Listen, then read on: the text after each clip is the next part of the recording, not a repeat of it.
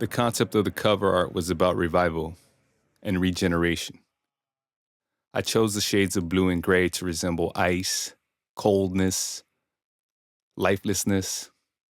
And as you can see, my image is behind these colors, not in front of them, buried beneath a frozen grave, yet preserved.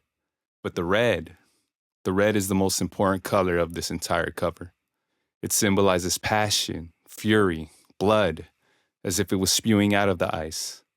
It lets you know that I'm still alive and I'm breaking through. That's why the word ultimate is broken up. It's coming out of every which way possible, no matter what. And this image is showing the act of, not the end result. That's what the music is for.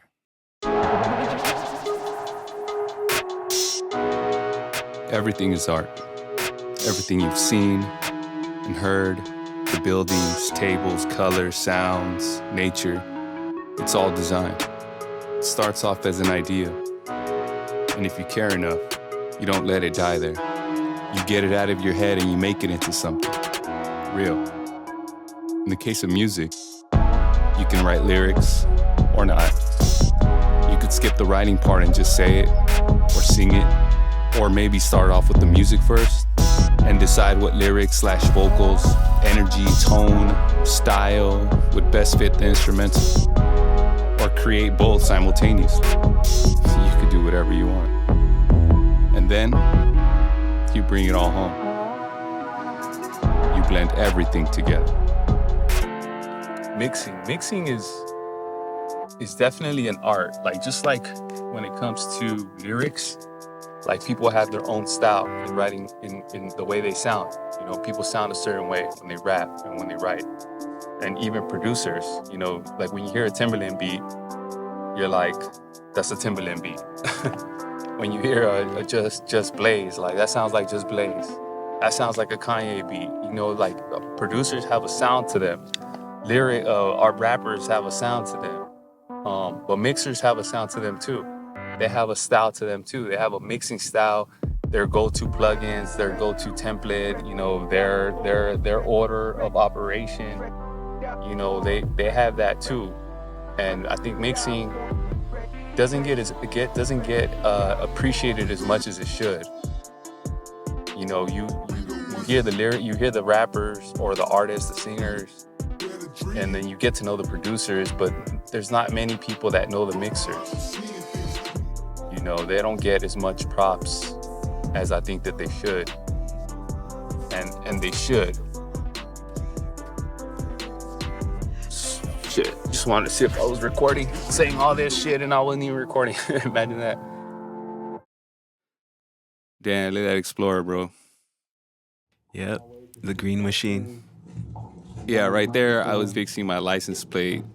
I was tying it with the shoelace. I never actually got it fixed, too. I actually just left it like that for years. And that's the actual moment that I remember Albert used to make fun of me that I had it tied with a shoelace. And that's the actual moment being recorded that I'm tying it with a shoelace. Yeah, I'm driving to your cribbo. We're going to Guitar Center to go get some gear. Classic Lead Hill. Shout out PC. Oh man, Van Nuys Boulevard. Yeah, man. Crazy. This was like summer, hot as shit. I think I went to go buy. Think I bought an XLR, bought Reason 5 software. Yeah, man. We were just on a mission to make something. I don't know what. I don't know. I don't know if we were. I don't know. I think my dreams were just to be a kick-ass producer. Yeah, I mean, for me, in hindsight, it was just to continue the friendship. I mean, you know, you and I started a friendship outside of music. And, you know, getting to know you from a work environment to then transitioning into making music, you know, I was just down for the ride, the journey of just having a friend.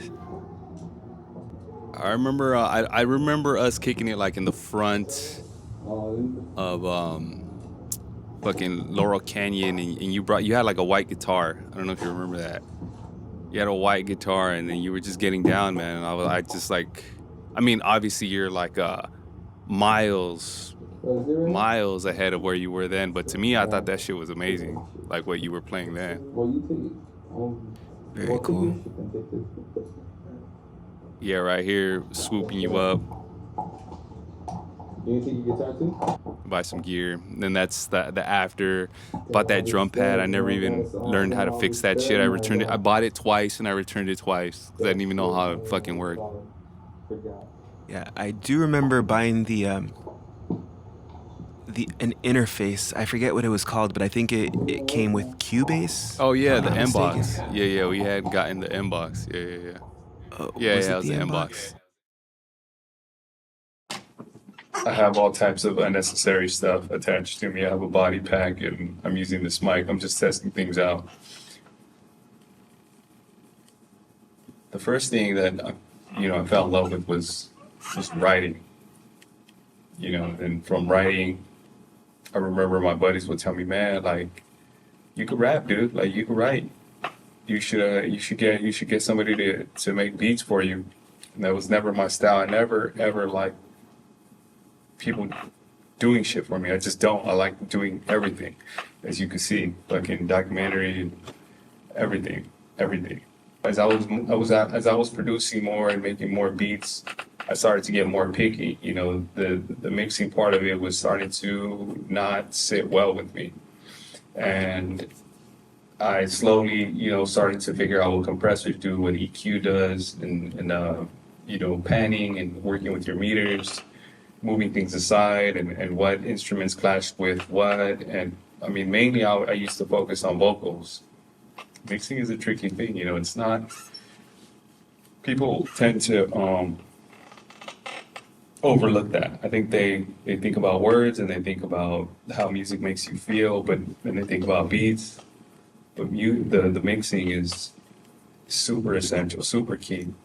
I always knew I would revisit Rise of the Mammoth because there was so much left on the table. There was so much that I wanted to do that I just didn't have the resources to do it, or I was just taking the easy route and being lazy and not doing it the right way.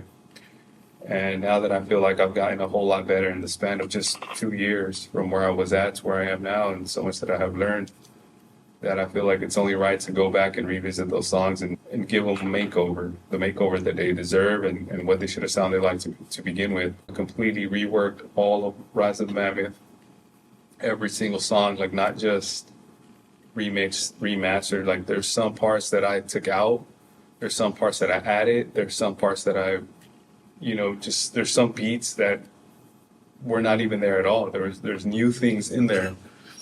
And there's some things I even re-rapped.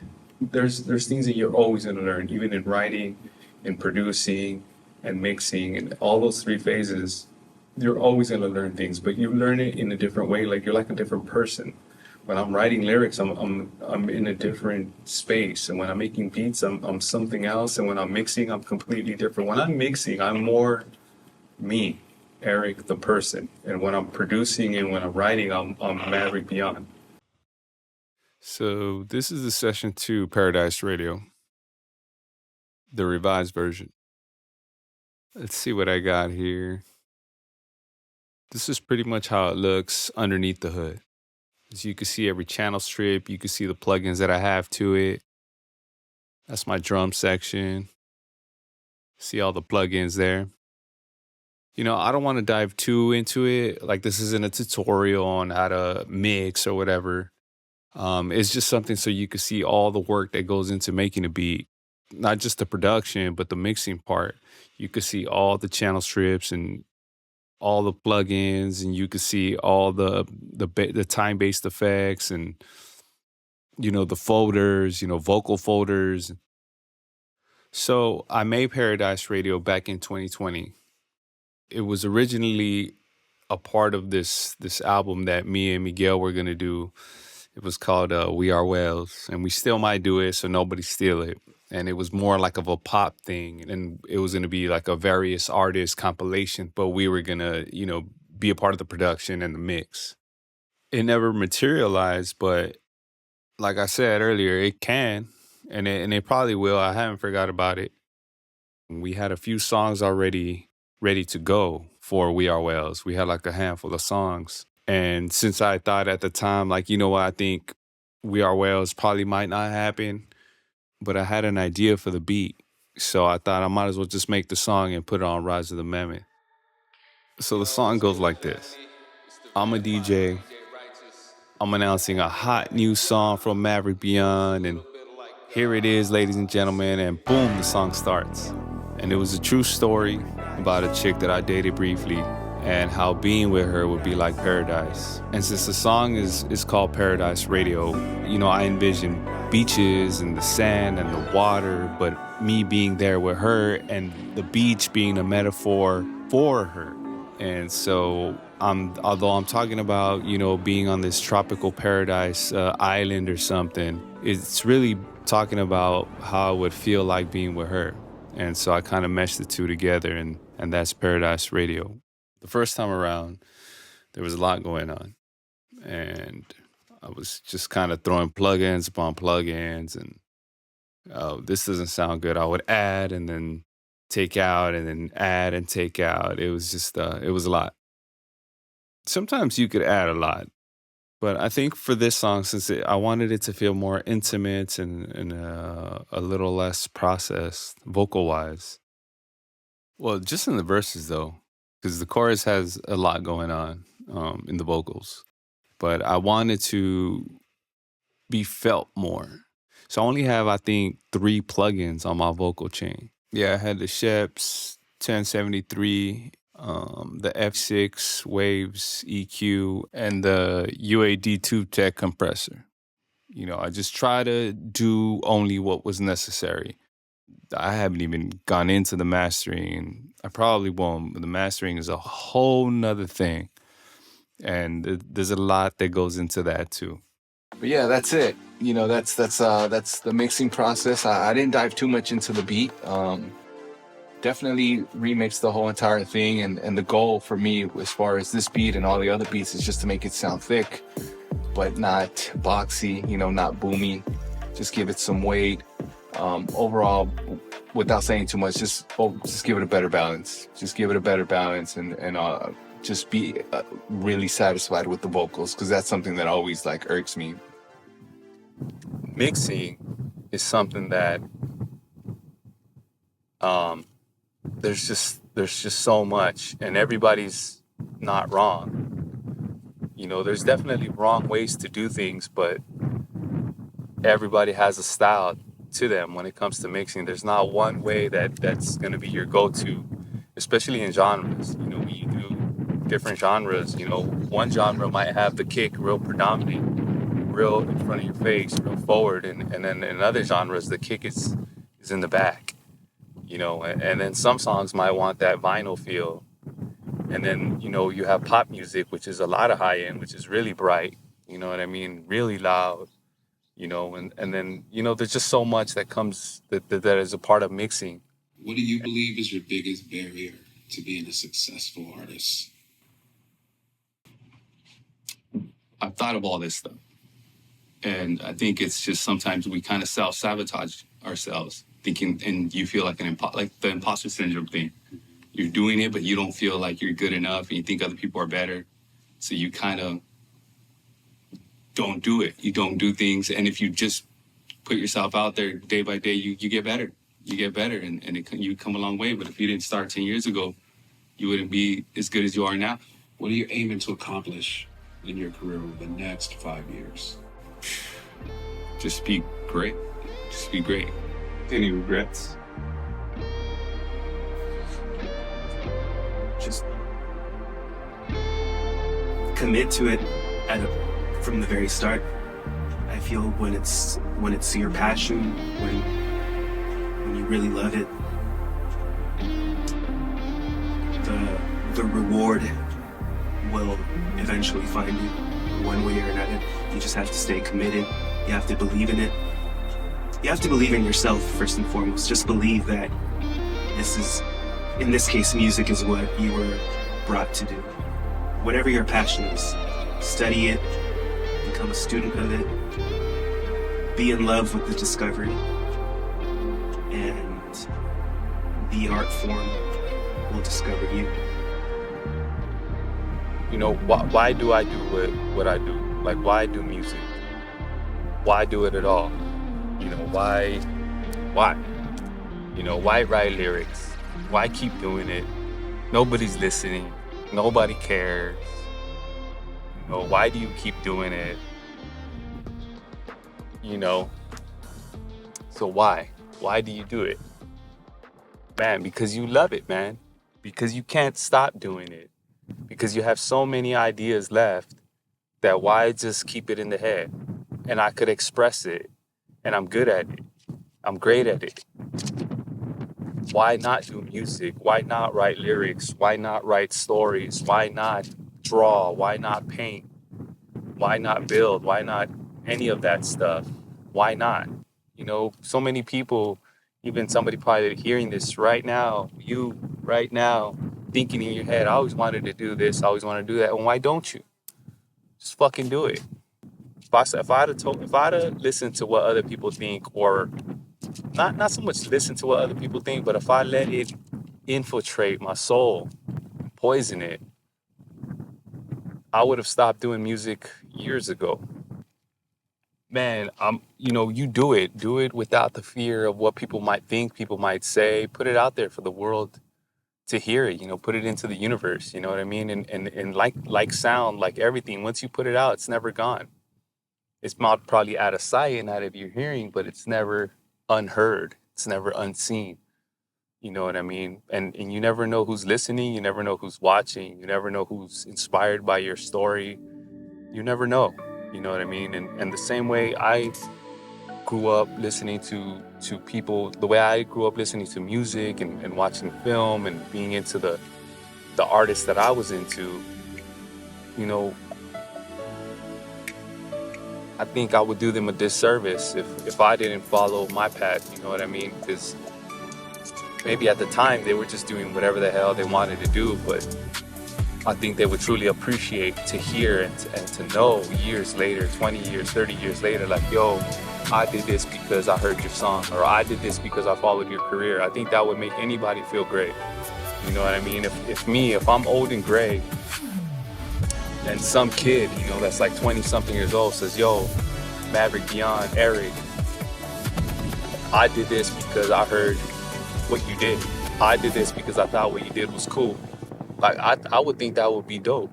Like, I would be, I think that would be mission accomplished, to inspire people. That's definitely mission accomplished. That's it.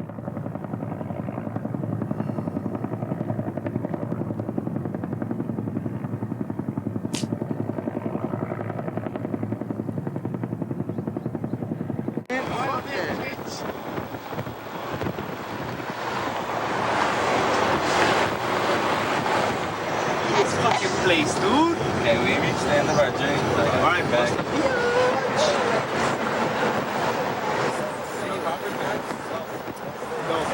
What's now? Hurry. Oh, I'm scared. Come on, man. On the magma type shit? Yeah, man. Yeah, man. No. Come on. Do it. Go. On the magma type shit? No, kid. I'm on No. another level, kid.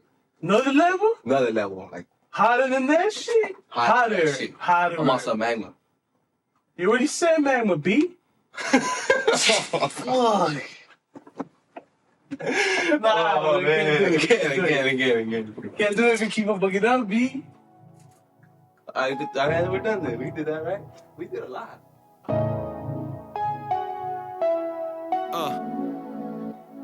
Pacoima Knights sound like a baseball team. Me sound like an all-star team. My beats beat with my heartbeat. My last beat be my last heartbeat. Studio session wall, we bout to break out. I'm going all out when you got nothing to lose now. New season, new reason to go 8 now. Gone banana, see the bitches do the splits now. I'm zoomed in and I'm also seeing the big picture. When you get too big, that's when they try to get you. Demons try to vest the influence, but God better. Who try to hold me down, but get up, get up, get up. I try to stay away, this game always be calling me. Look in the mirror, the reflection, yell out B.R.B.s. It's always M-E-V-E-R-S-U-S-M-E. Real shit, it's like my grand finale. Fade into darkness and I'll never see the credit though. And if I fall, I'm on my feet like a gato. Mad hits in the studio, I got those. And who the fuck talking producing, I'm at home. Sound like a baseball team. Me and me and me, sound like an all-star team. My beats beat with my heartbeat. My last beat be my last heartbeat. Summer nights, sound like a baseball team. Me and me and me, sound like an all-star team. My beats beat with my heartbeat. My last beat be my last heartbeat.